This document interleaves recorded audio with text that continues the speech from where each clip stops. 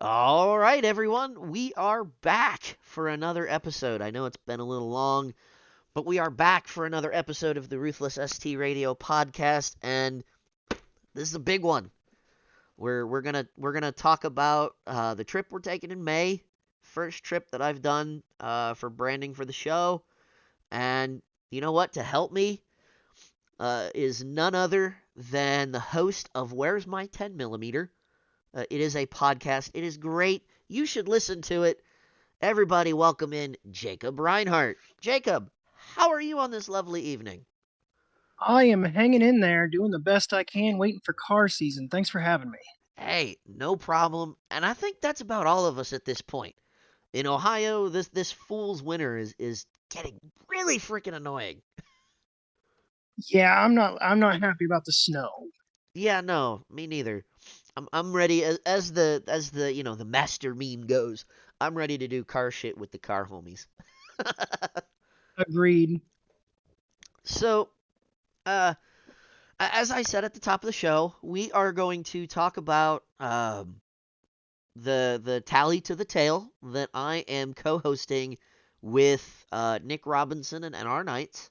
We're gonna go over the guidebook. We're gonna go over the rough schedule I have for the events, and we're also going to take a look at the route for Saturday. Give you guys a sneak peek of that. I'm going to preface this by saying uh, everything will be once I figure out how to make the route a printable PDF that I can upload to Facebook. Everything will be in a printable format. I will have the morning of day one, day zero, whatever you want to call it. When we leave, I will have a limited number of printouts of both the route and the guidebook. I do recommend carrying both because, like I said before, the guidebook has these, again, roughly the rough schedule of events in it. So, with that being said, um, Jacob, is there anything you want to add before we kind of get this show on the road here?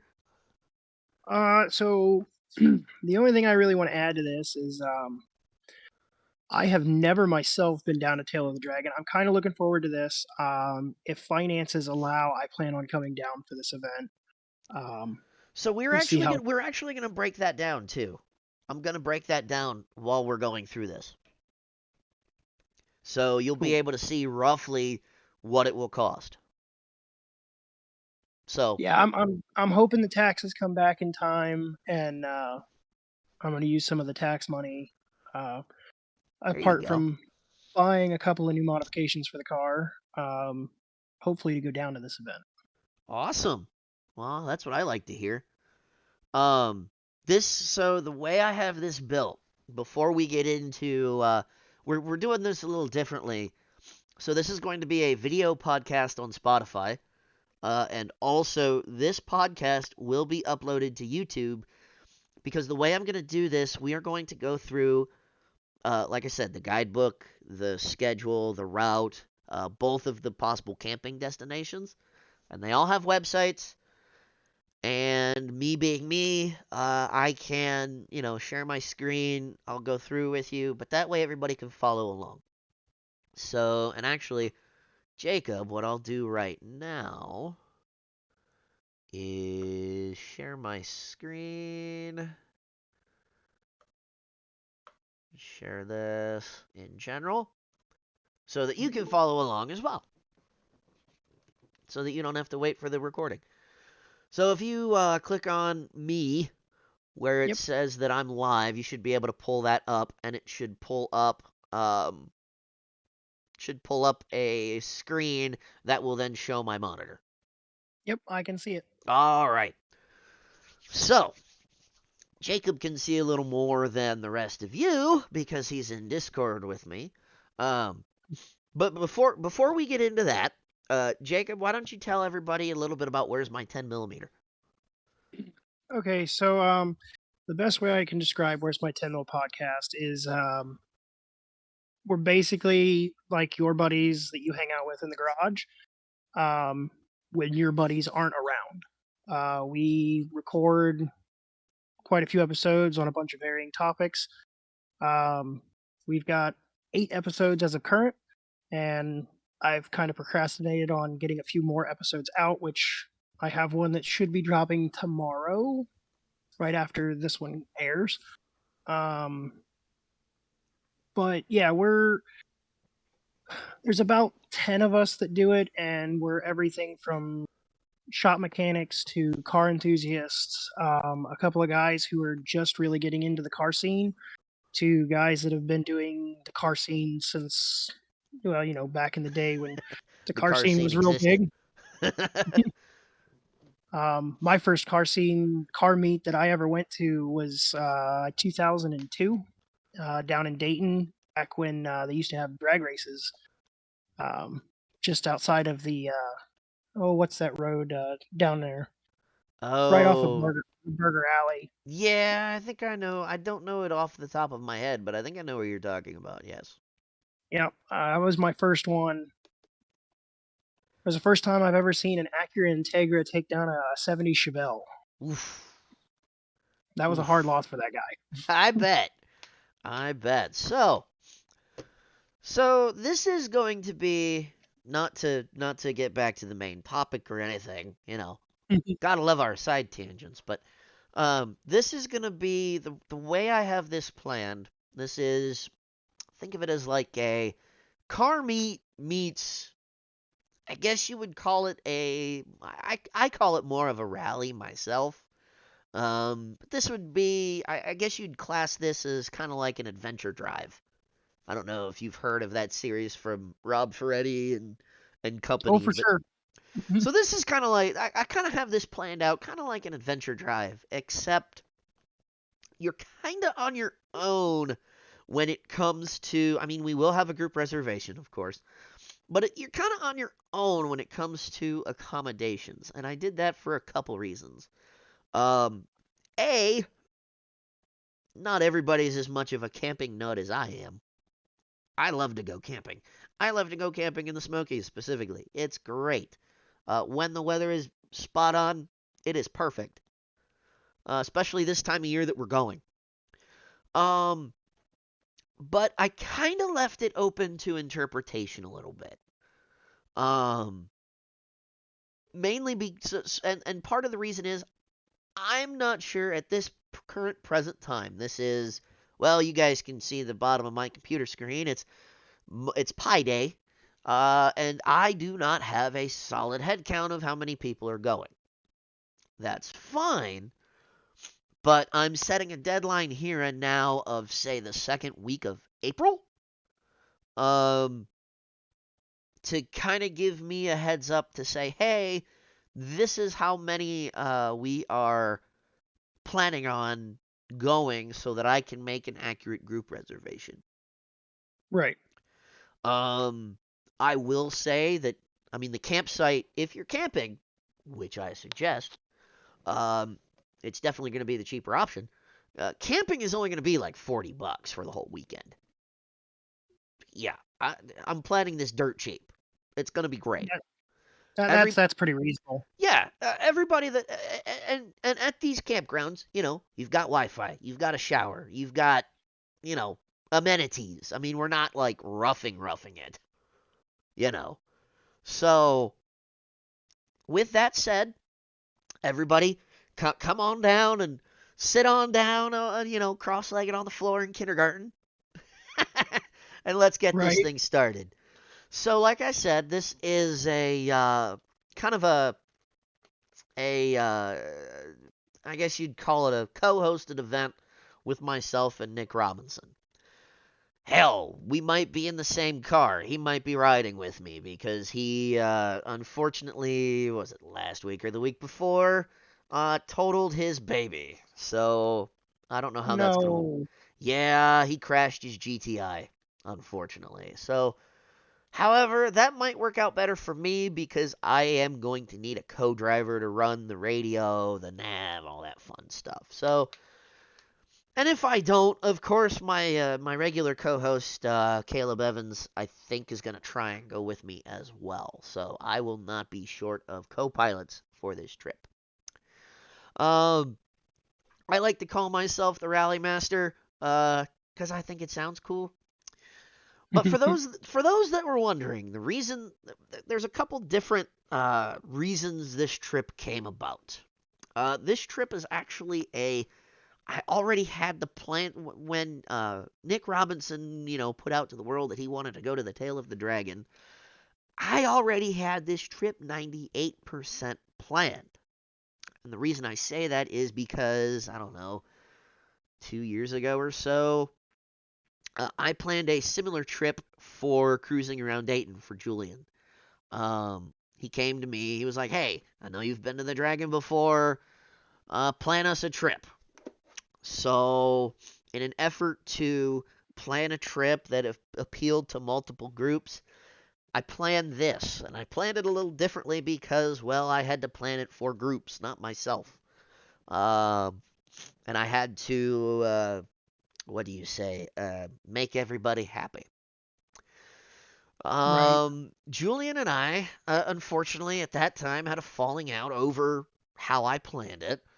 We have since patched that up, and we are on talking terms again. So anybody that is wondering, I do still talk to Julian. Um, Maybe not as often as I'd like to, but I digress. Um, so I already had these trip plans stored in my computer. All I had to do was dig them out of the mothballs and retool a couple things, and here we are. Really cool. Uh, Nick is an awesome guy. Um, when he put out his post last year, he said, "I want to do a trip to the Tail of the Dragon," and I said, "Well, you don't really do that without calling me, um, because that's my jam, that's my area."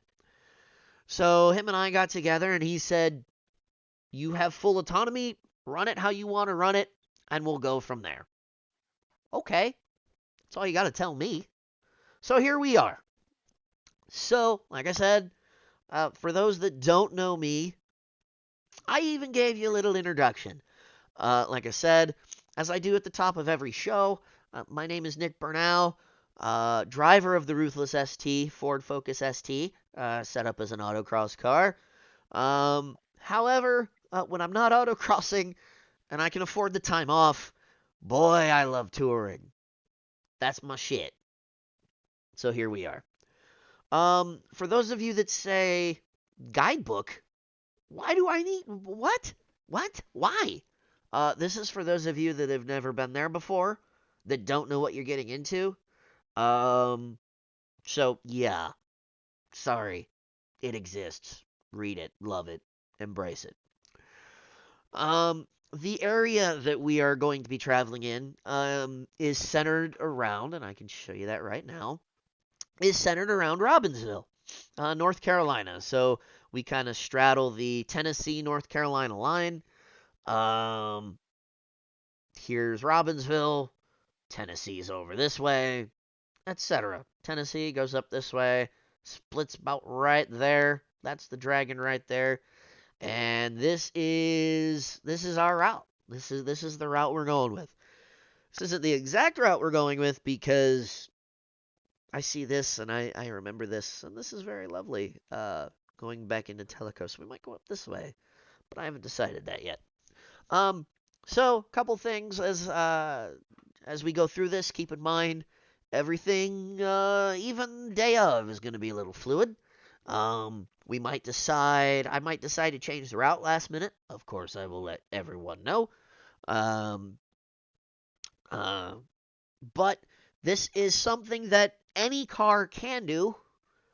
Obviously, the more fun your car is, chances are the more fun you will have. Because there's a lot of twisty roads, lots of ribbons, as you guys kind of saw there. I do have Um, one question for you. Shoot, So you've been down through this area. I've been down there My twice. Yes, my car is a little bit lower than your you'll be car. fine. Um, I'm about 2 3/8 inches off the ground at my lowest point. Yeah, So I'm not too worried about scraping. any. Yeah. So, and I haven't gotten this exact question, and I haven't been down there in a couple years. So, but the last time I was down there, It was silky smooth. Okay. Like it was like glass. It was so smooth. Um, because a lot these roads they don't get snow typically. Um, and the ones that do don't get very much, even at elevation. So you'll encounter a couple different road surface types, but it'll be some of the smoothest driving you ever do. Okay. It's Yeah, freaking great. I love it. I'm just curious because, like, I mean, I've got the tools, so if need be, I can come up a little bit on height. Right. Um, and I usually carry those in the car just in case. Of course. Um, but I've been pretty good about being vigilant and not hitting anything. Right. Um, but unfortunately, there was a deceased squirrel yesterday, Oh. and I didn't have a choice but to go over top of him, and Oh. I may have made some contact with one of my lower brace bars. Uh-huh. So yeah, not being able to clear a squirrel kind of makes you question when you go out of state, So, especially to a road like this. yeah, so I would say, you still want to be vigilant, and we'll get into that, right? But, you still want to be as vigilant as you are driving locally. Right, At the same time, I will tell you, you know your car, you know, so you know what it can do and what it can't.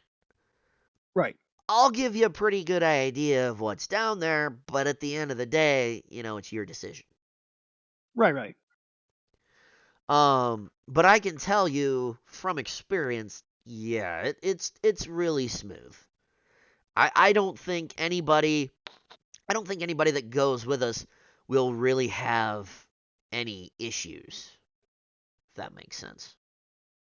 I'd say I've seen some Tail of the Dragon driving videos, and Yeah, like it doesn't look like it would be bad to drive at all, even especially as low as I am. yeah. But I mean, people drive Lambos and Porsches and shit down there too. So right, and that was kind of my thing. Like I would assume the roads, at least in and out to the Dragon, are pretty decent because you've got cars that go through there that are pretty low, but oh yeah, that's they're also they're they're great. Um, everything that we're driving, and I guess I should say this too. Everything that we're driving on is a marked state road, at least. okay. So, you know, you take that into whatever consideration you want to take it in. So, if you're looking at this, we'll zoom in a little bit here. So, from this dot to this dot here. So, from the Tabcat Creek boat ramp, that's right at the bottom, elevation wise, of the Dragon. Deal's Gap is at the top. So, this to this is actually maintained by not only the states, but it's maintained to whatever standard the federal government, mandates it be. Okay. Okay. You go down a little bit farther, so we'll go down to the next section here. This is all North Carolina state route. All of this. This road here and this road to the top of Fontana Dam are maintained by not only North Carolina, but I would also imagine the TVA, because the Fontana Dam is, and don't quote me on it because I don't remember if it is or not, but it should be. If it is not if it is not the largest, it is one of the largest dams in the TVA. Okay. We So go yeah, down. it's going to be some good roads then. Oh, it's gonna be great. We go down a little farther, and this specific route that we are traveling on, I have actually taken myself. Um, and I gotta modify this just a hair. There we go. So this is US Route 74 till it splits off here, and this is still NC 28. So this NC 28 from if we whoops if we scroll back, let's readjust that. Shit. I hate Google Maps. Hold on just a second.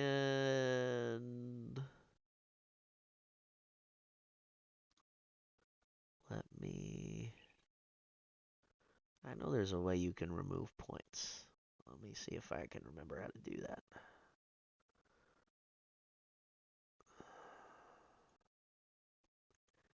Shoot. Okay. Let's just take... No. Shit.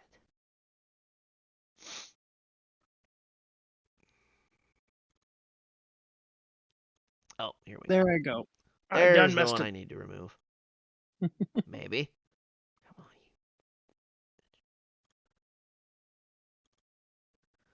Maybe. I might have to redo this real quick. Let me do that actually.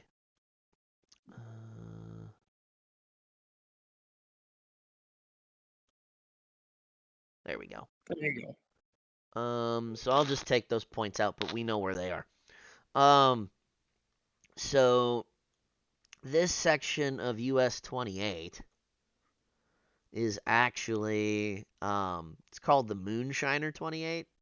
So from Deal's Gap where this splits off, and it goes it goes down past Franklin. It goes all the way down like it goes all the way down into South Carolina. So it'll go down this way, I think to about there. Or well, Georgia. Um might even split off and go that way. But yeah, it does. So it splits off from Franklin, goes down this way, and you end up somewhere down in here in South Carolina. But we aren't when we get to Franklin, we're turning back west. Um, so we have this section is all U.S. highway, U.S. highway. This is a Tennessee state route. This section right here. And then this is the Cherahalla Skyway, which is maintained by the Park Service. Okay. So to give you so that gives you an idea, we're not driving on like gravel dirt roads. I wouldn't do that to you guys. Um, so this kind of just talks about this area in the Smokies. A couple of the stops we're taking. Basically, Robbinsville. The reason Robbinsville exists and the reason Tellico Plains exists is because of the not only the Dragon but also the Skyway. So the Skyway was actually created, which is this section of road from this point to the campground, because this is essentially the center of Robbinsville right in here. Basically, this was created to connect Tellico Plains, which is here, and Robbinsville, which is here. This just happens to go through two different national forests. The Santitla National Forest is over here, and I want to say this is the Cherokee National Forest, if I'm not mistaken, something like that. But basically, we won't do more on the Skyway itself. We're not going to do more than 60. This is all the Dragon and the Skyway especially are very, very, very patrolled. Um, and they will write you some big ass tickets from what I've heard. I've never gotten one. I don't plan on getting one. But yeah. So from that section we go down into the accommodations. Now, I plan on camping. There's so we go back to our map here. We are here. Okay? This is where I plan on camping. If we don't camp here, we're going to camp over here, which will change this just a little bit. But the nearest chain hotel, okay, other than the Comfort Inn that's in Robbinsville, unless Robbinsville got a little bigger, is all the way where we get off the highway, which is all the way over here in Sweetwater. Nice. Yeah. So when I say we're in the middle of nowhere, we're in the middle of nowhere. If we zoom in on Robbinsville specifically, oh, it did get a little, well, not really, but this Quality Inn, right here in the middle of town, is pretty much the only chain hotel in town. There's a couple little inns. There's there's this here, which I guess would be okay, but that's it. That's all there is. And to give you an idea, I'll show you what Teleco looks like. Ah, dang it, I did it again. Darn Google Maps. There we go. It worked that time. So we'll come over here. This is Teleco Plains. Teleco Plains is, well, it's the intersection of the Cherry Hollow Skyway. There's not much here either. So I guess pick your poison at that point. Um, like I said, that's why I prefer camping down here. Um, Camping is dirt cheap. Um, the place that we're gonna actually camp at is called Simple Life Mountain Retreat and Campground. So it's a lot of these places are motorcycle friendly. Okay, or they're just motorcycle campgrounds in the case of Smitty's Lodge. Right. However, when I inquired for both of these places, I sent them both emails on what a group rate would be. They were both about the same, so about 12 to 14 bucks a night per person. So figure about 40 bucks at the end of the day for both nights. And just some of the well, here, I'll show you. So this is for Simple Life. This is going to be their, if it loads here. There we go. So this is the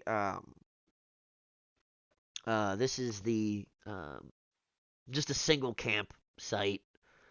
Um, $24 per night based on double occupancy. So, like I said, call about 40, 50 bucks. And the amenities you get, Wi-Fi, that's going to be a big one. I'll talk about that a little later. Fresh spring water. Bring your hydro flasks and that sort of thing.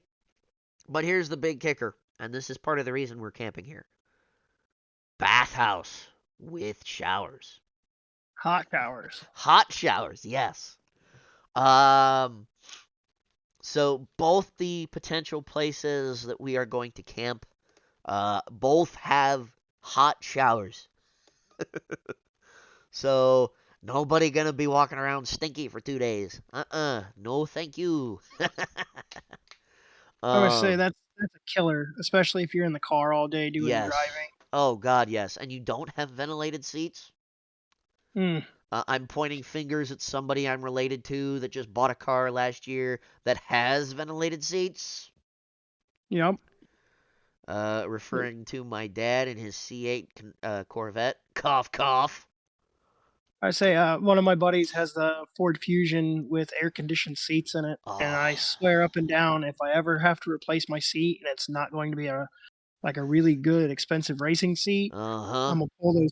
I'm gonna pull a set of Ford Fusion seats out and dump in. I don't care how much extra weight it adds. I Right. would I would rather have that air conditioned seat Well, than to absolutely to nothing. be fair, an air conditioned or even a ventilated seat is just a fan, but it blows cold air up your ass. So Right. it still works. It still does its intended function.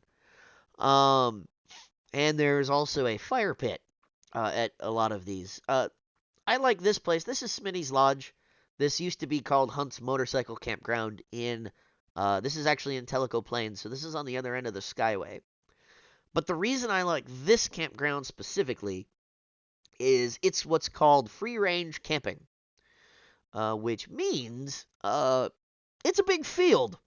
You pick a spot in it, and that's where you're camping. So no real designated spot. It's just wherever you can Correct. pop a tent. Correct. So let me see if I can find a good. because I've actually been at the. So here's a good picture right here. So basically, you find yourself a tree, you find yourself a picnic table that has a fire pit nearby, and Bob's your uncle. There's your, wherever you pitch your tent is your campsite.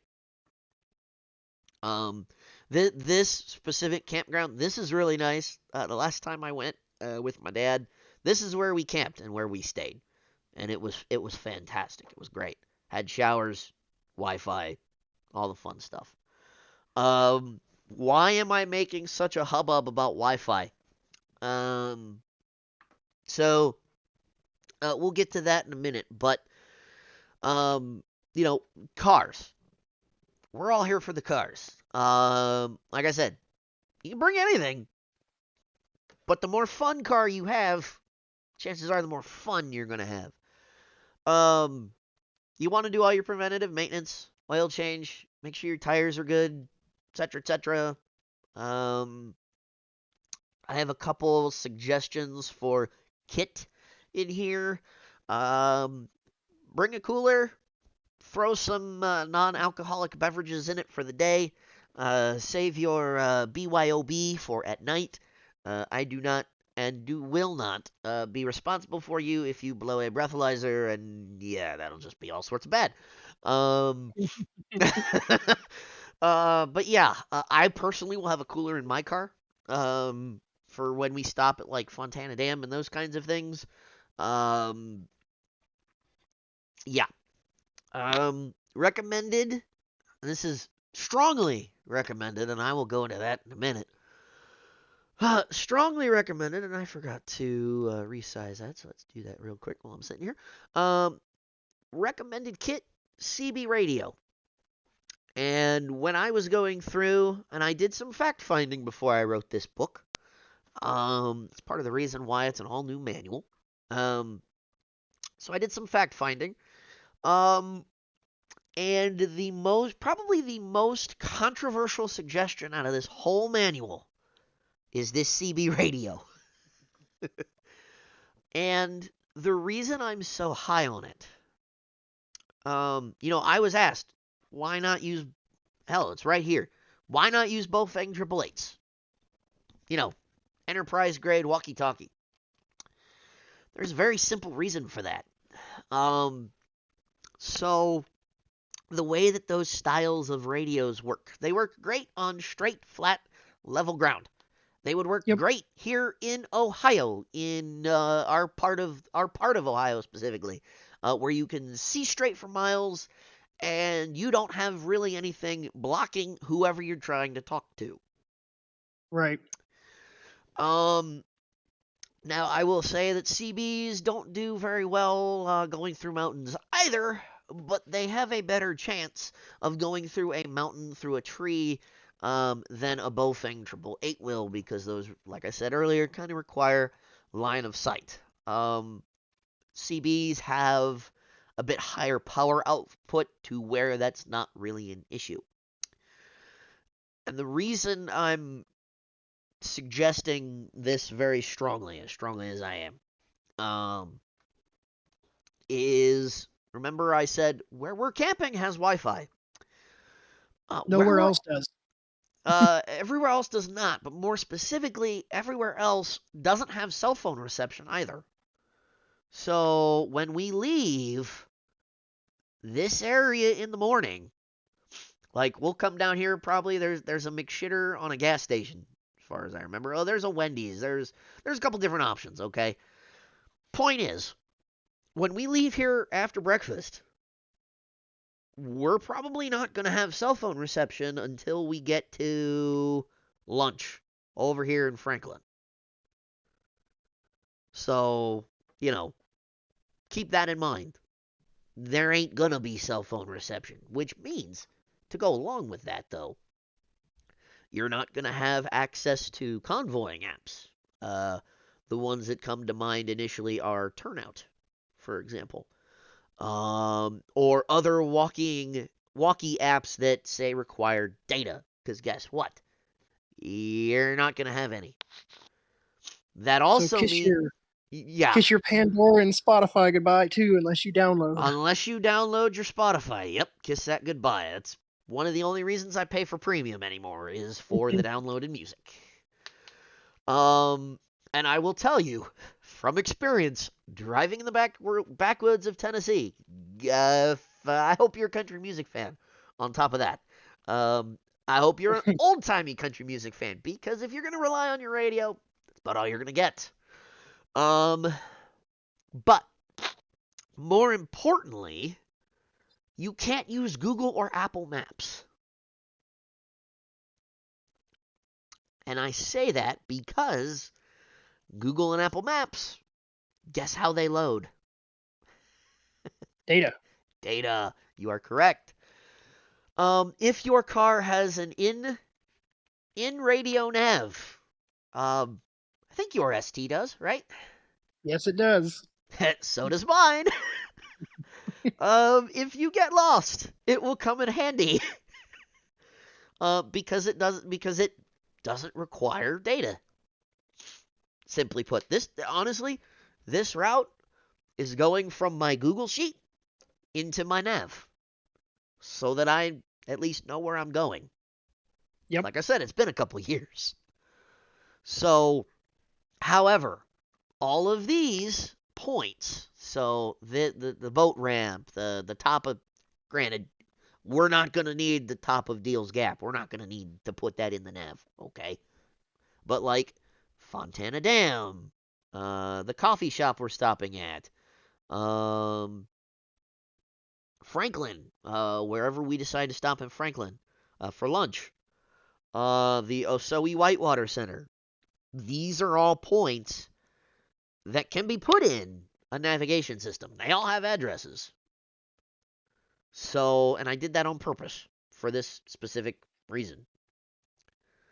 Um, so, keep that in mind. So, and then I linked to the radio, which is, bargain basement, gets the job done. Same thing with the antenna. This power plug, so what it does out of the back of a CB radio, you typically mount these things in semi trucks or just Mm. trucks, and you hardwire them in. This 12-volt power plug basically takes the wires that come out of the back of the radio, and you essentially, I don't think you have to do any soldering, but if you do, it's not hard. There's plenty of us probably that have done electronic stuff at some point in our lives. Let us know. We can help you. Um, but basically, you're turning the wires from the back of the radio into a cigarette lighter 12-volt power plug. For those of you that drive Foci, specifically STs, specifically the ST3, there is a power plug on the back of the center console. That is where that radio is going to plug into on my car, for those that are wondering. Let's say Um, the Fiestas have it too in the back seat on yeah, the back of the center consoles. yeah. I think you and I have the same center console. Pretty close. Yeah, if it's, well, yeah. It's almost the same, if not the same, because, well, our cars are parts bin cars. So, Well, technically, I have an ST3 without the Recaros, so oh, that's right, you do. I forgot about that. This whole setup, this radio antenna, power plug setup, about $85. And you're gonna want to buy this because guess what? This probably isn't the only trip that I'm gonna plan. So keep that in mind because there's a road in Virginia called the Back of the Dragon. That one's a little more fun to go to. That requires a lot of twisties to get there, including the twisties to be there and then go home again. Um, so that one definitely would be a trip that, and I know that I've told Nick about this, and he is open to me planning that. So that'll probably be, if this one goes well, that'll probably be the next trip we plan. So be on the lookout for that. Uh, worthwhile investment for $85. huh? That's a worthwhile investment for $85, especially if you're going to do more than one of these trips. Well, not only that, but like, So this whole setup, the reason I'm going with a magnet mount antenna, right? The reason I'm going with a 12-volt power plug and not hardwiring it into the car. When I autocross, I gotta be able to take all this shit out. Right. So this is completely removable. Hell, this thing, the radio itself, I'm basically gonna Velcro it to the passenger side of the center console. Right. It's gonna encroach on the legroom on the passenger side a little bit. But that's where it's gonna live when it's in the car. Why? It's temporary. I don't want it in there. Guess what? Pull and it's out. Right. Big deal.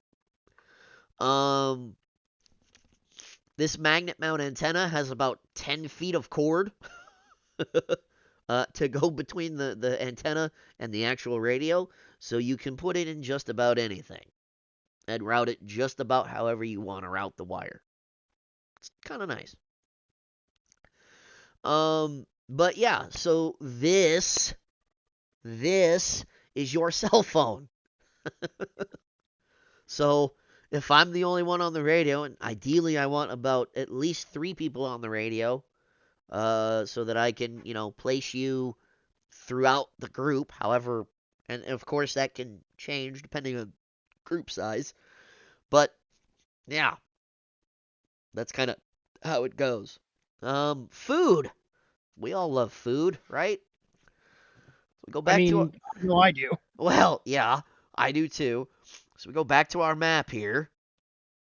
Well, let's go to Robbinsville first. There's a lot. You can find almost anything you like here in Robbinsville.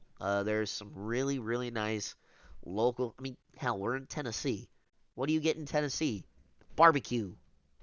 There's a couple different barbecue places. There's I think it's still there. It's called the Hub. It's really good. Homemade food. It's great. Um, Deals Gap up this way. And this honestly might be where we eat breakfast. Deals Gap, this thing right here, uh, has a restaurant at it. Oh, here it is up here actually. So this is a motorcycle resort. It's basically a little hotel. They have a merch shop, but they also have a restaurant in here. It's really good food.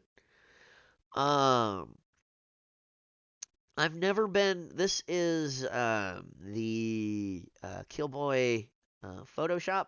Never been in there. Would be kind of cool to go in there. Um, but we're talking about food, so let's talk about food. Um, Cardinal Coffee. I don't think you can get food there, but I know you can get a pretty badass cup of coffee. I plan on getting a smoothie there myself. I'm not really a coffee guy. Franklin, plethora of fast food, etc. That's lunch. Saturday dinner on Saturday is really cool. So this is Tellico Plains. Nothing really here to write home about. But we will be down the river a little bit. It's called the Tellico Beach Drive-In, and it's really cool. Cash only, so carry a little bit of cash on you. Um, there's one thing I recommend getting there. It is their burgers. They are fucking big. They are fucking good, for lack of a better word. Um, so yeah, that's food. There'll be a lot of it. It'll be great. Rules of the road. So I have to be level with you guys here. This is not a takeover. It's not. So there are. Go back to our map. I keep using this thing a lot. I don't know if you noticed. I mean, I don't blame you because there's only like, you know, 239 miles of roadway we're looking for. Right, right. Well, it's gonna end up. I think it's gonna end up being right about 250. I think is because there's once you go down the access roads to the basin and the dam itself, you add that couple miles there. Um, Right. so at Deals Gap, actually here I will just Google it real quick.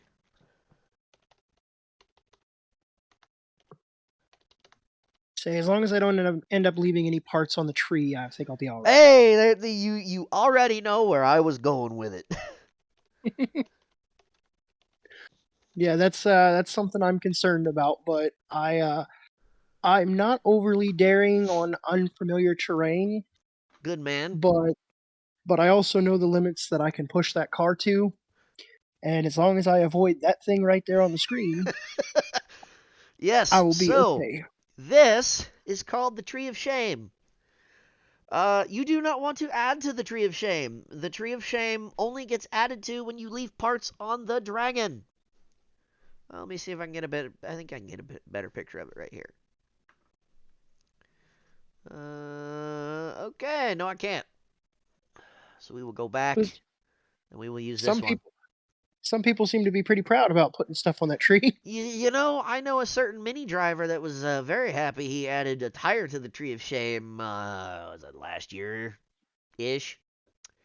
Um, yeah. I think it goes without saying people have died on this road and these roads. Yeah, Don't be one of those people. Um, so rule number one: stay in contact with somebody, preferably me, preferably Robinson. Again, recommend this because outside of Robbinsville and outside of camp, you're not going to have access to your iPhone or your Android phone. Or at least it'll be a very, very limited capacity. Um, do not, under any sort of circumstances, ever, ever, ever, and I don't think I can ever say ever enough, do not cross the center line. Here's why. You don't know what's around that corner. Nor does anybody coming the other way. Don't do it. Stay in your lane, drive defensively, and you'll be fine. Also, drive your pace, and we'll get into that in a minute. The lead car, me, will set our pace. Now, I'm out of state. I'm approximately anywhere from 375 to 500 miles from home. I want to get home. So, you know the saying, drive 8 tenths? Well, yep. you want to drive about 7 tenths or 6 tenths of your max. If you're a track driver, your max skill. Don't Do not overdrive your push it. car. Don't, well, I guess underdrive your car if you want, but if you do and it pushes or you know know what your car is going to do. Okay. The whole Car. goal is to be able to get home. Yes. Yes. Whole goal is able to get home. Um. So don't. We're not sport. Well, we are sports car drivers, but we're not IMSA caliber sports car drivers. Okay. Yes, We're not race this car isn't a drivers. this isn't a closed down track like they did a few months back to Yeah. No. see if they can set a pace. Yeah. No. This is public road.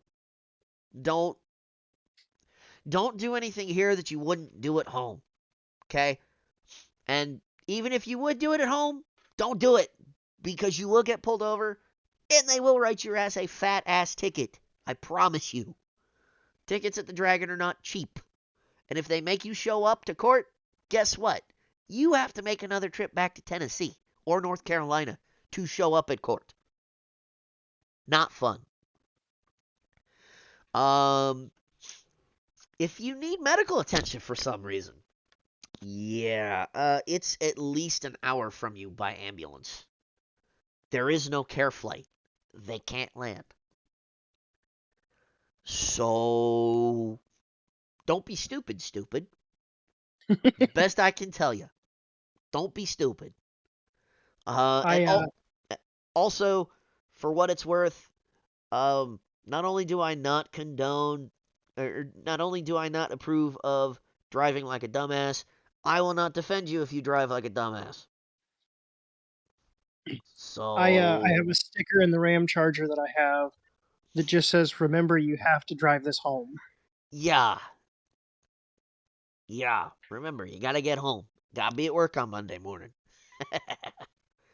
So, yeah, bring the car home in one piece, bring you home in one piece. More importantly, don't add to the tree of shame. Pretty self-explanatory. Um, I just noticed I'm missing a section in this about some emergency info. It will be added before the trip. But we shouldn't need it because we shouldn't be driving like dicks. Well, we made it to the end of the guidebook. We're not done yet, but we made it to the end of the guidebook, so there's that. um, so brief schedule. Um, so the meet site is at home for NR Nights. Let me pull up another Google Maps here. And that is where we are meeting. Wow, I can't type. That is where we are meeting for the start of our trip.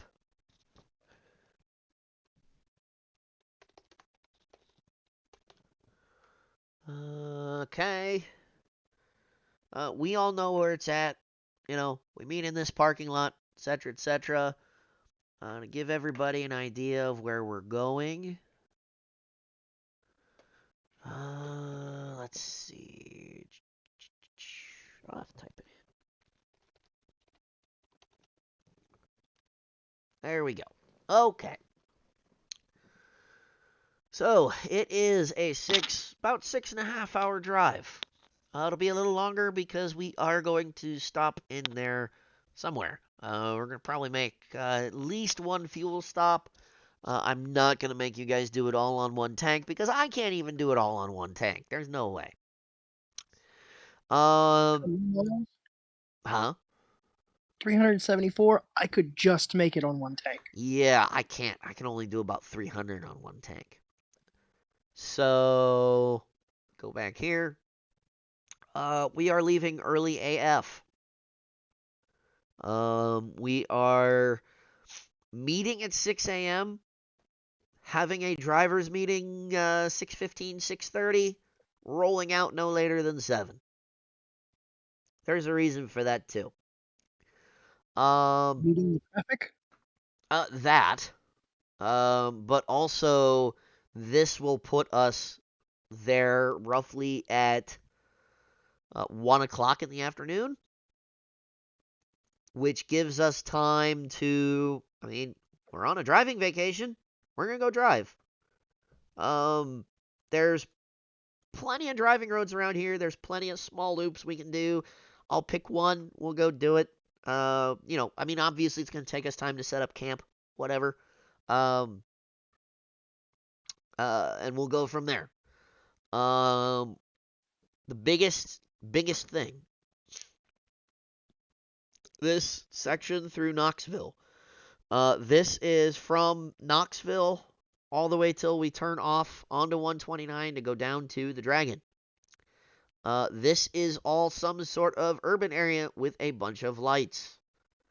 And I'm still not sure if we're going to go this way or not. We might just go 75 to Sweetwater, down to Tellico, cross the Skyway, and we'll be right there. I don't know. We might go up the Dragon a little bit, but I don't know if I want to do that with fully loaded cars. So yeah, there's that. Okay, so back to the schedule. We are going to stop at Buc-ee's. If you've never been to a Buc-ee's, you're in for a treat. Buc-ee's is roughly in here somewhere. It's south of Lexington, but not quite. Yep. Yeah, it's in here somewhere. I think it's like right here. We are gonna stop there. That's roughly halfway. Depending on time, we may also stop in Corbin. Because I don't know if any of you have ever eaten at a Sonny's Real Pit Barbecue, but it's good AF. I can confirm. I ate there last year when we went down to LS Fest. Yeah, it's good AF. So if it's like, which I don't think it will be yet, if it's lunchtime when we get there, That's where we're eating lunch. And that'll also be a fuel stop if you want to stop for gas. Um, so that's kind of the route down and the route back. No frills, easy going. It is worth noting, I have been in contact. I've been talking to Colin Mick. I have extended an invitation. I have also offered to pay for his campsite. Um, what he doesn't know, and what I can't share publicly yet, is he also has a little bit of a surprise for him coming. I'll tell you when we're off air, because it's going to be really cool. Um, but he is also probably, likely, going to take pictures. So if you want rollers, guess what? The way down and the way back, place to get them. Because we'll be on 2-lane roads. Ain't no place for rollers. um, and the Dragon itself actually has professional, a couple different photography companies that take pictures on the Dragon. That's all they do. Take pictures on the Dragon. Some of them take pictures on the Skyway. Fucking great. So that brings us to Saturday. Um, Saturday, we're not gonna have to get up nearly as early. We'll already be there. So I have this set at 9 a.m. If you're staying somewhere other than the campground, we will meet at the bottom at that time. 9 a.m., 9:30, somewhere in there. I'll be a little more specific day of because it'll kind of depend on how I'm feeling after the drive on Friday and how much sleep I get. Because I will probably be sleeping on the ground. Uh, maybe a sleeping pad, maybe an air mattress, but definitely at least on the ground. Um, so the reason I don't have times for the rest of this, and notice this on Friday too, is I don't know what pace. Well, I know what pace we'll set here because I'll set it.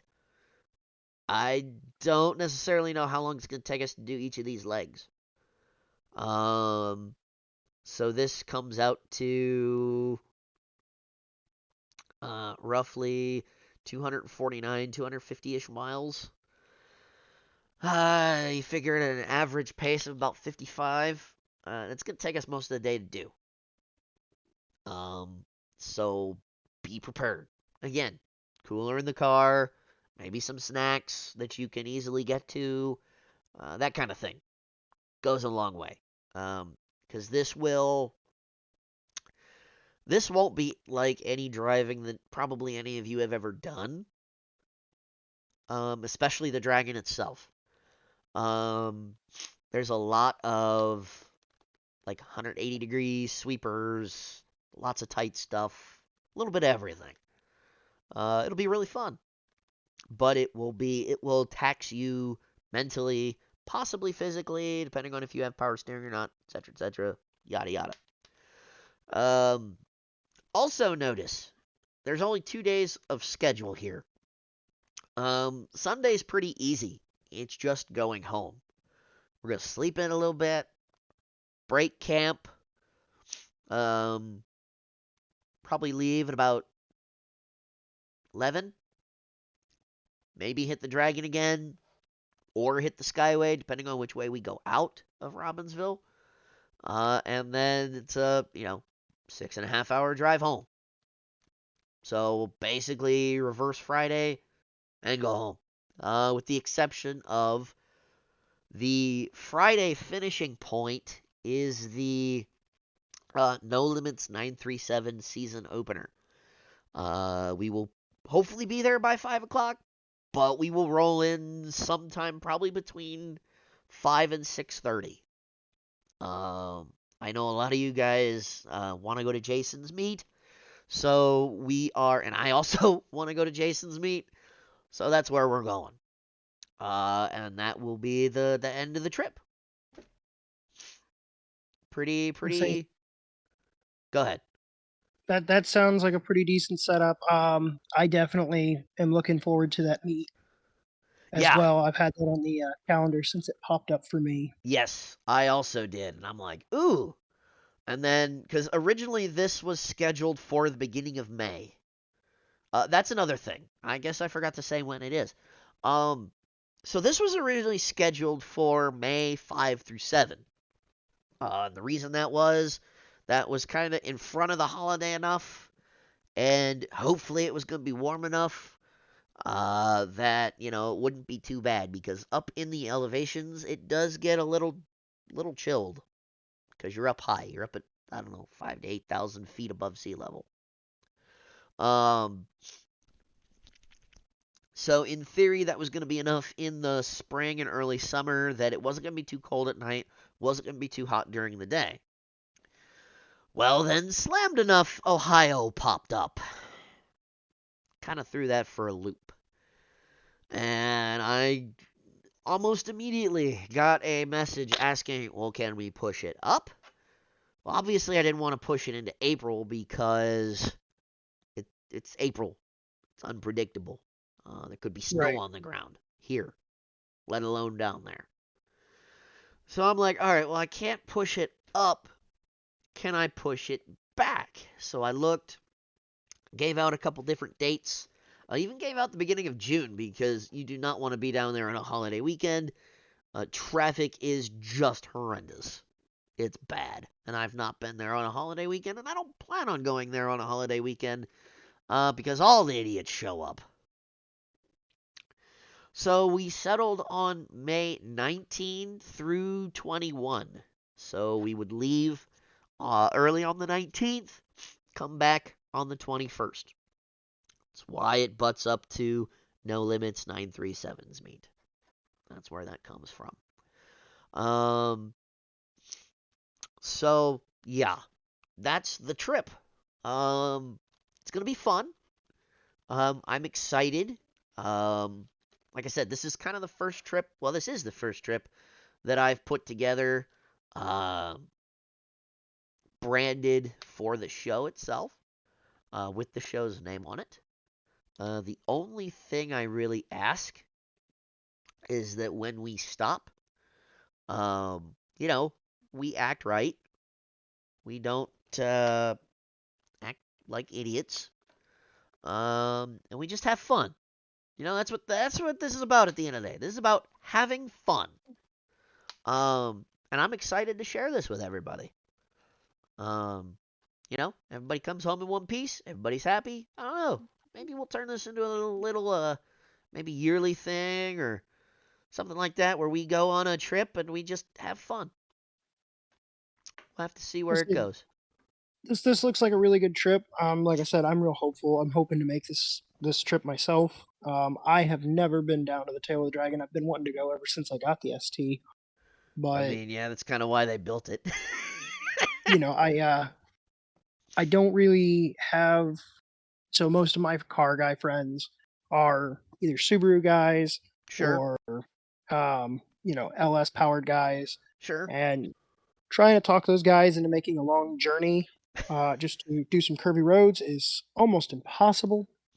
Well, see, so I have LS guys and I have Subaru guys, but none of them really trust me to make a trip, to plan a Ah, trip. So, or like we can never get something together, or they hate camping,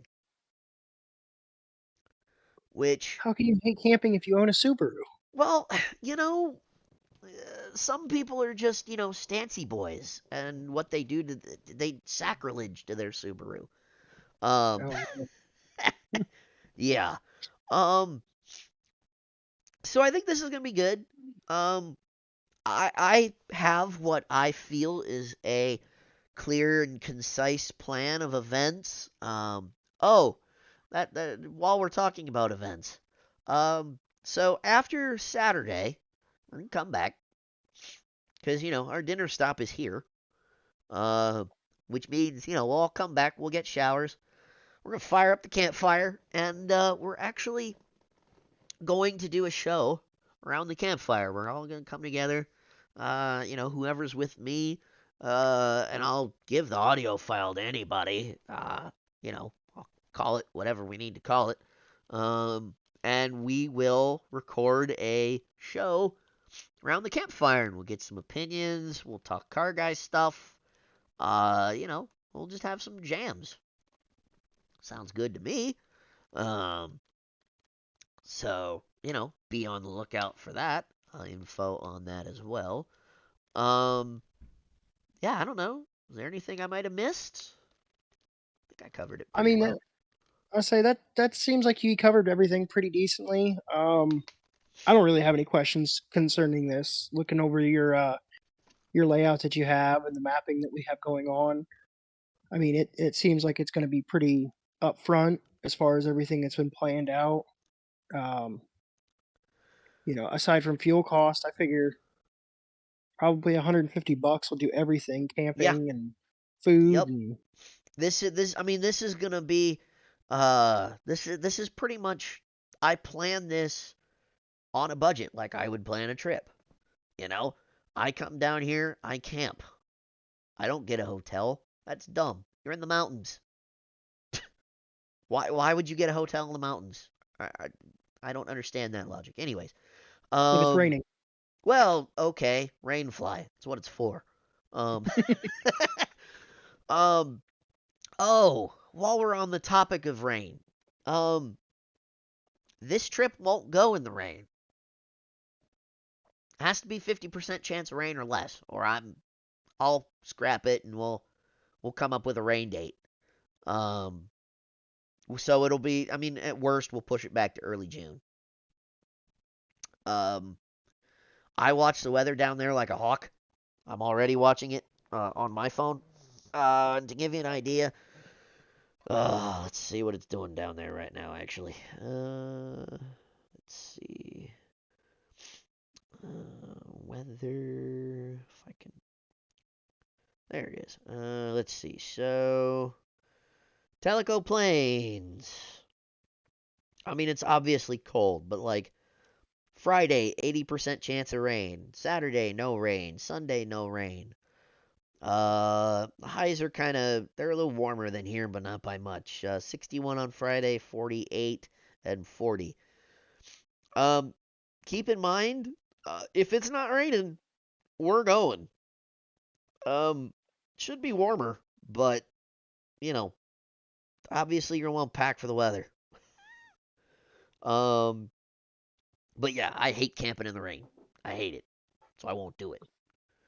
Um, However, like I said, we picked the date because in theory should be halfway decent. Should be good sleeping weather. Should be good weather. Period.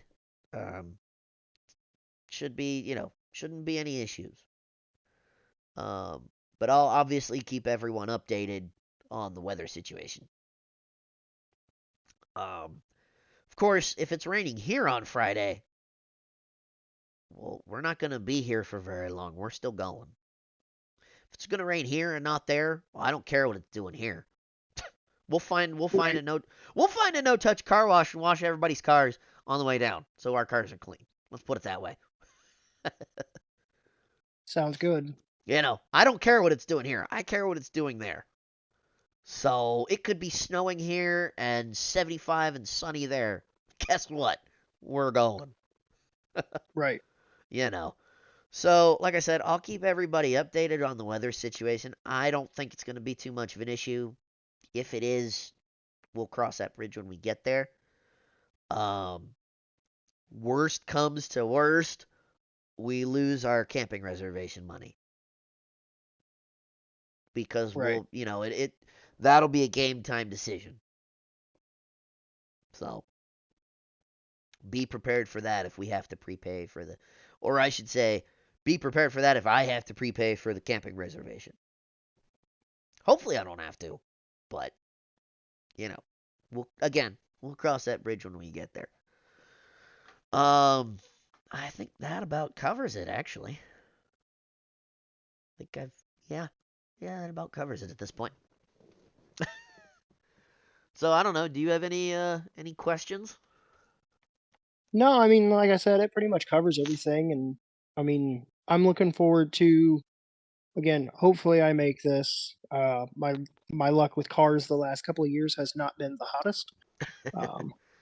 Worst comes to So, worst, you can always ride with somebody too. I'm right. sure. I'm sure. I won't be the only one that probably needs a navigator. So But yeah, I'm looking forward to it. Like I said, as long as the car holds up and the finances are okay, like we don't have anything strenuous that comes out, sure, uh, we should have no problem making this. So I can't wait. me either. Yeah, yeah. I'm working on a couple things to possibly unveil on this trip, actually. So everybody be on the lookout for that. But yeah, so that's about all I have. Uh, unless Jacob has anything he wants to bring up real quick before we call her good and done. Not really. I mean, pretty much covered it. Um, I don't really have a whole lot to add. If you I like his know. podcast, check us I kind of out. brought you on this one. No offense, but I brought you on this one so I wasn't talking to myself. No, you're all right. I enjoy coming on. If you want me to come back, I'm glad to come back. Plan on it. Plan on Um, it. I'll let you know. I say if we need more people, I've got about a 10-man crew. I'm sure I can rustle one or two more guys up. Hey, anytime, man. You and I want to come on your show too, by the way. I say we're once we get our recording studio all set up again, I'm gonna have you come on for our first fresh recording at the new Awesome. studio. So Sweet. You know I'm down for that. I was hoping so. We're gonna I'm hoping to get into the electric car topic. We kind of talked about Ooh. it at once, but we want to re-record that episode because new information's come out, and we want to go over that. Well, I So we mean, might there's have new you on. information on that topic damn near every day. Yeah. Well, we recorded a really good episode in December over it, but Uh-huh. then they released the new information on the E-Ray, and Uh-huh. Yeah, you that know, E-Ray is going to be something. they dropped that the new Dodge Charger, Yep. uh, all electric, and you know, we're looking forward to it. We're not huge electric car enthusiasts as it sits. Yeah, we're traditionalists in that aspect, Sure. but you So, know, the nice thing about the E-Ray is I don't know what info you're referring to. I was actually at the Ron Fellows Performance Driving School here a couple weeks ago.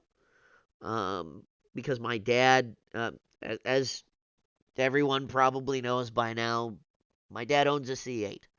Um, so one of the things you could do is you could go to, they gave you a voucher, and you paid $1,000, and the Ron Fellows Performance Driving School actually does a C8 owner's school. They do one for the current C8 and Z51. They are currently actually breaking in a lot of their Z06s. They're going to start getting those in and breaking those in, prepping those. So they do a Z06 school. They're also going to do an E-Ray school. And really cool thing about the E-Ray is, everybody's like, oh, electric Corvette, electric Corvette. Well, yeah, it's an electric Corvette, but it's still a C8 drivetrain. All it is an electric front assist.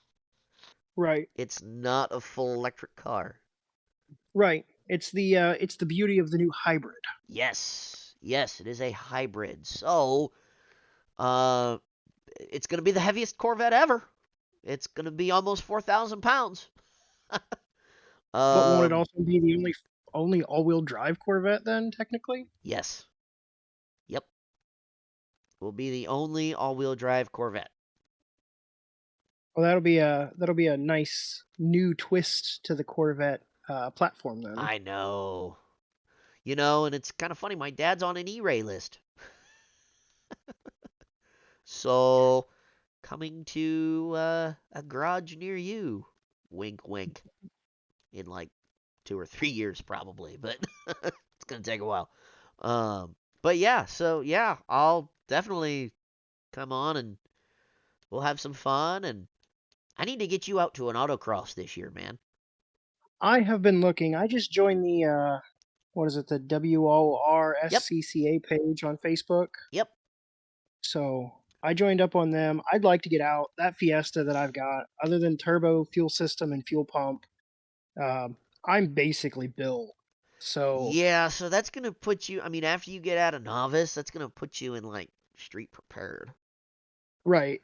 So I So mean, I'm not really a competitive guy. I go to have fun. unfortunately, I get competitive. So Yeah, unfortunately, well, and to add to that point, a side effect of having fun, yeah, you want to win. So, yeah.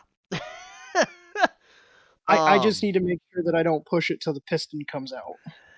you know, and I've told this, everybody can go back on this show and look, right? And listen, I've told the story of my car blowing up. It wasn't me who blew it up. I'm not going to rehash that story. It's been rehashed a lot. You know what it is. Other than that, I've pegged that thing off the rev limiter with both my engines, actually, with my old one and my new one. And granted, I'm on stock turbo, stock internals. It's pretty stock. I mean, it's a built STH car at this point, but STH doesn't let me do very much. Um, and I've had no reliability issues at all. I say I've been full bolt on for 3 years, and the last 2 years has been stage three. Of course, I'm running an off the shelf tune from Cobb, but Yeah, don't do uh, that. honestly, they're not that bad. I've had a lot of people talk bad about it, but I all mean, maybe my it's not so initial bad in the impressions. Fiesta, but in the Focuses, they're known to cause issues. Well, the other thing I'm running into comparatively with the other guys that I've seen that's talked bad about the off the shelf tune from Cobb, and I Is know there's a they've lot of blown controversy. motors up. Well, they're also using Cobb's parts, so I'm running a Ah, bigger intake than Cobb runs. I'm running a catless downpipe and a whole bigger, like half-inch bigger exhaust all the way to the back. right. I'm running a bigger intercooler. I'm running bigger charge pipes, and even running their off-the-shelf tune, all my parameters are almost perfect for where it should be for the tune. Yeah, see, that's not bad. So like It's my also it's AFR also it's also switch, about how you drive it too. I'm Be very aggressive in it, sure. but like I said, I mean, if you ever get a chance to check out the Instagram page for it, Caboosted ST 1320. There's plenty of videos of me drag racing it, plenty of videos of me just railing it. Yep. Um, I've got, I don't know how many times I've hard launched it at 4,200 RPMs or better. Um, So so I don't so I know I could get flat foot shifting with the Cobb. I know I could get launch control with the Cobb because and I use them. I also have an AP on my car. However, um I don't, especially in autocross, right? I use a whopping 2 gears. I use first and second. That's it. So I'll start in first, I'll go to second, it stays in second the rest of the run. I don't shift. I might, if there's a long enough straight that I need to grab third, uh, there's probably a problem. And I'm probably about to blow a corner and blow a Right. wall of cones. But I feel that I launched, and I only launched the car at about 2400. Um, but I feel that I'm pretty darn good at launching my car that I don't need the assistance of launch control. Mainly because I've been doing it for 5 years. Right. I I've run launch control, but I also run launch control at 4,200 RPM, and I'm also launching in second gear instead of first gear. oh, see, yeah, you and I are a little different. Um, First gear in those Fiestas is kind of too quick for my I was taste. gonna say it's probably really short, isn't it? Yeah, it's like 30 mile an hour or something. So I just put it into second. That way, when I do the hard launch for drag racing or whatever, Yep. it runs it up till 50 or so before I have to shift. Right. Right. And then your money shift. Oh yeah, flat foot shift every day. Yeah. Yeah. I don't. I've not played around with flat foot shifting yet. Um, I don't feel I really need to. Um, Again, that's just my driving style. That's just how I do it. Could be different for everybody else, but yeah, I don't feel like and also too like when I autocross or when I'm doing like sporty-ish driving, I put it in either sport mode or I just shut the nanny off. I say every day I get in it, I turn the nanny all the way off, and then most days I run eco mode, so I'm only making 5 pounds of boost. Oh, Um, see, I think I have an eco map, but I don't run it. yeah, see, I run Cobb's eco map. It's 5 pounds of boost. It's real limited on horsepower, but it keeps my fuel efficiency halfway decent. Yeah. Um, Yeah, see, you get about probably almost 30, right? 28 if I'm lucky, Okay. Well, I but get about on 24, 25-ish. that's about where I get on hot tune, Yeah. and hot tune's like 26.5 pounds of boost. Yeah. Yeah. Yeah, my So my my custom tune is about 24, 25-ish at peak. see, I want to get a custom tune, but I'm waiting on the turbo and the fuel system, so I have to do it one time, and I don't have Yep. to do it again. Yep. Yep. That's what I would do. If you're gonna go big turbo, yeah, I'd wait till you actually have the turbo and the fuel system, and then just do it all at once and call it a day. Yep. Yep. So, well, that was a pretty a very info laden show. Hopefully, it does better than our most info laden show because that was kind of a flop.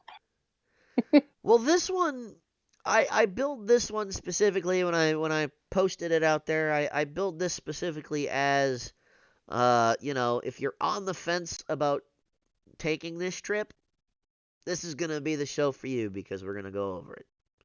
And I feel like we went over it pretty good. Yeah, I don't think. I think if you're on the fence about doing it, um, obviously don't financially strain yourself. But if Yeah. you have the finances to do it, I I recommend doing this because this is going to be a long trip for actual seat time, but it's also going to be. You can tell by the map that you're looking at right now, like the curves are there, the driving is there, the enjoyment. Like this is what a car enthusiast is looking for Yep. that we don't get in Ohio. Yeah. Yeah. You're not gonna find anything like this in Ohio. And everybody's telling me, oh, and I can hear everybody screaming at me now, oh, the Hocking Hills Loop, the Hocking Hills Loop, the Hocking Hills Loop. Yeah, that exists. But that's not nearly as long as this thing is. I say that's not a bad loop, but I can tell you right now, just the tail of the dragon that you have on the just that little section, that's going to be way more skill ridden than that Hawking Hills loop, even if Yeah, you drove it 10 times over. yeah, yeah.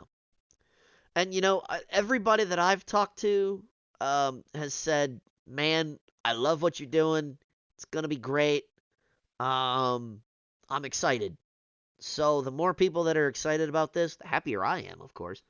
Um, Ideally, because I've never ran a trip like this before with a group of people. Usually it's just me and my dad.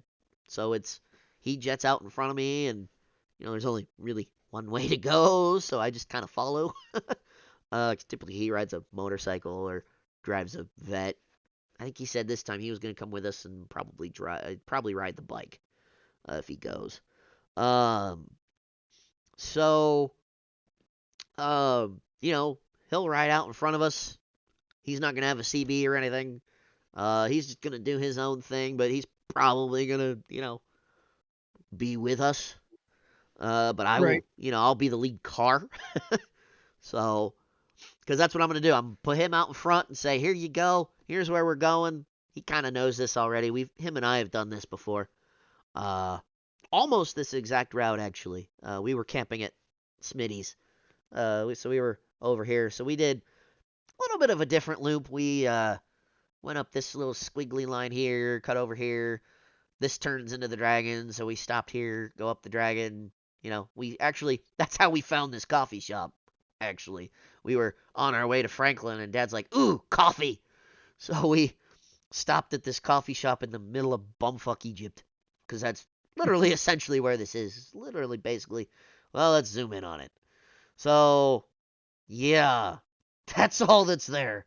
All this stuff, and a coffee shop. Right. um, but you don't find stuff like that unless you actually, go drive. So, Yeah, you never will. right, right. Like we would have never known that place existed if we hadn't literally, we drove by it. And he was like, "That's coffee. I'm a turning around." And I'm like, "Why are you turning around?" Because he didn't tell me. Well, we flip around, and there was coffee. So, had a nice smoothie, had a nice cup of coffee. We drove down here, stopped at McDonald's for lunch, cut across here, and instead of going this way, because this is actually a separate loop that we could possibly do on Friday, depending on where we're camping. There's a nice loop. Go up here, go this way. This road's pretty nice. And that's how we found the Ocoee Whitewater Center. Um, and then you come back up 68, you end up right in front of the campground. But our loop on Saturday, we went up this way and then went up 129 into Robbinsville, and we were bored as fuck because at the time, so this is why I do this in Google Maps always. Google Maps has the latest route data. The particular route guide we were using did not. So this Nice. was all, yeah, this was all twisty. When we drove it, guess what it was not? It was not twisty. No? No. So actually, this from Murphy all the way up into Robin. Actually, it might have just been 129 itself. But like a lot of this is 4 lane. 4 lane, like highway. I was damn near falling asleep in the car driving up this road.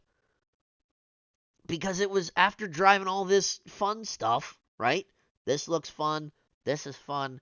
This is hella fun. I was bored as fuck. I was bored.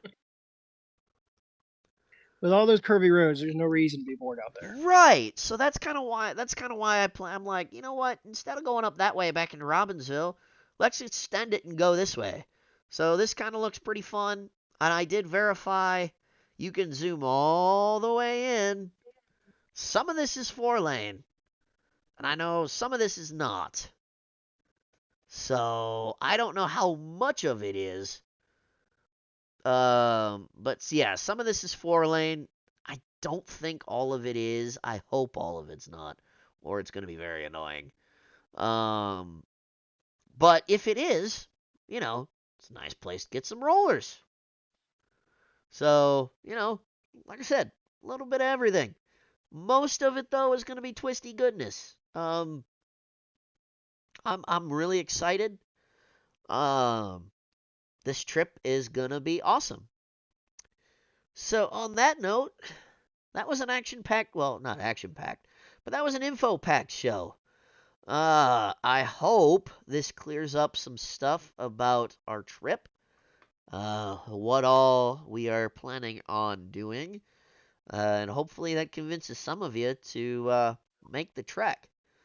So, for Jacob, for myself, until next time, let's do some car shit with the car homies.